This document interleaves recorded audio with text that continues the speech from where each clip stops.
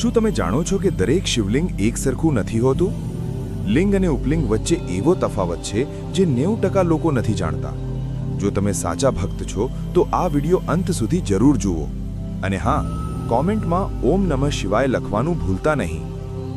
લિંગ અને ઉપલિંગ વચ્ચેનો મુખ્ય તફાવત તેમની ઉત્પત્તિ, સ્થિતિ અને 12 જ્યોતિર્લિંગ સાથેના સંબંધમાં રહેલો છે. જ્યારે બધા ઉપલિંગ શિવલિંગ છે, ત્યારે શિવ પૌરાણિક પરંપરામાં તેમની એક અલગ, ઘણીવાર આધીન ભૂમિકા છે. શિવલિંગ એ ભગવાન શિવનું સામાન્ય પ્રતીક છે, જે તેમના નિરાકાર, અનંત અને સર્વશક્તિમાન સ્વભાવનું પ્રતિનિધિત્વ કરે છે. તે સામાન્ય રીતે એક નળાકાર હોય છે, જેમાં ગોળાકાર ટોચ આધાર અથવા યોની પર મૂકવામાં આવે છે. હવે અહીં સૌથી ઇન્ટરેસ્ટિંગ વાત આવે છે. ઉપલિંગ સામાન્ય શિવલિંગ નથી, એ સીધું 12 જ્યોતિર્લિંગ સાથે જોડાયેલું હોય છે. તમને શું લાગે છે? તમે ક્યારેય ઉપલિંગ જોયું છે? કોમેન્ટમાં હા કે ના જરૂર લખજો. ઉપલિંગ સામાન્ય રીતે ચોક્કસ મુખ્ય જ્યોતિર્લિંગ સાથે સંકળાયેલ હોય છે, જે તેના ઉપગ્રહ અથવા સંકળાયેલ મંદિર તરીકે કાર્ય કરે છે. એક નજરમાં મુખ્ય તફાવત. શિવલિંગ, ઉપલિંગ માનવ સર્જિત અથવા સ્વયંભૂ હોઈ શકે છે. સામાન્ય રીતે તેઓ સ્વયંભૂ એટલે કે પ્રાકૃતિક રીતે ઉદ્ભવેલા અથવા મળી આવેલા હોય છે. શિવના તમામ સ્વરૂપો માટે સાર્વત્રિક રીતે પૂજાય છે. ચોક્કસ મુખ્ય જ્યોતિર્લિંગ સાથે સંકળાયેલ. મહત્વ: 12 મુખ્ય જ્યોતિર્લિંગ અથવા સામાન્ય શિવ મૂર્તિનું પ્રતિનિધિત્વ કરે છે. મુખ્ય જ્યોતિર્લિંગના ઉપલિંગ તરીકે ઓળખાય છે, જેમ કે ભૂતેશ્વર કેદારેશ્વરનું ઉપલિંગ.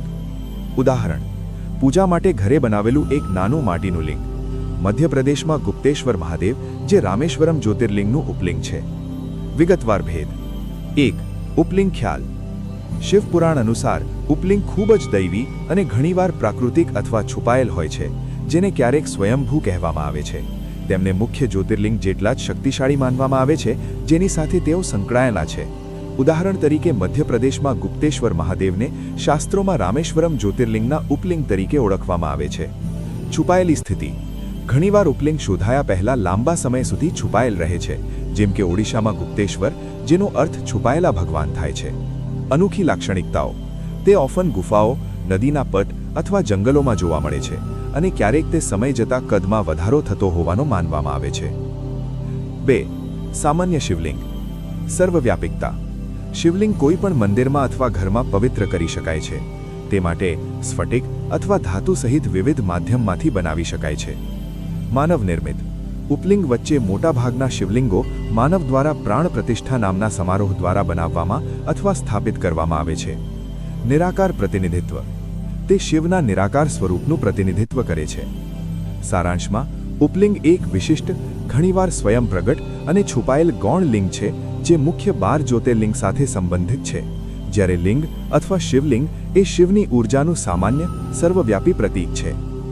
તો હવે તમને ખબર પડી ગઈ કે લિંગ અને ઉપલિંગ વચ્ચે શું ફરક છે. જો તમને આવી જ અજબ અને અજાણી ધાર્મિક માહિતી ગમે છે, તો કોમેન્ટમાં જય ભોલેનાથ જરૂર લખજો, અને આવી જ વિડીયો માટે ચેનલને સબસ્ક્રાઇબ કરવાનું ભૂલતા નહીં.